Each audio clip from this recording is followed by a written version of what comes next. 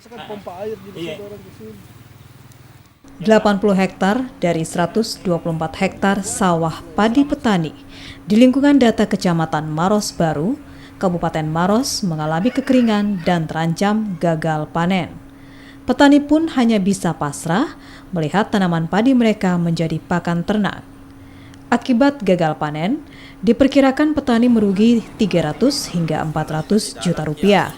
Menurut petani, kekeringan ini menjadi masalah setiap tahun lantaran kebanyakan sawah petani merupakan sawah tada hujan dan tahun ini merupakan kekeringan terparah.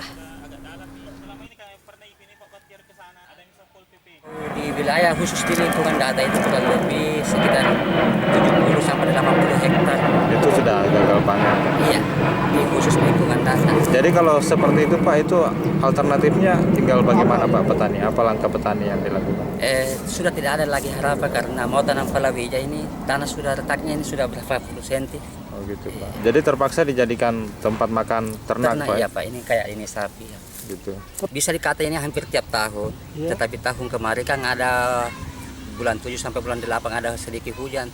Ini tahun tidak ada. Sebenarnya kita di sini petani Pak. Awalnya dulu menanam padi, tanam kedua, baru setelah itu panen, baru bisa itu orang panen tanam palawija. Ini masyarakat kita di sini nanam 2 kali setiap tahun untuk padi, selebihnya itu palawija. Nah, dalam pemantauan kita ada beberapa areal yang terdampak karena selama ini memang masyarakat kita selalu berpedoman kepada kearifan lokal, bahwa di bulan-bulan sekarang ini masih berharap ada hujan, tetapi dengan adanya anomali cuaca sekarang ini pertanaman padinya sebagian sudah tidak dapat air. Ada beberapa usaha kita yang selama ini kita lakukan, misalnya dengan pompanisasi.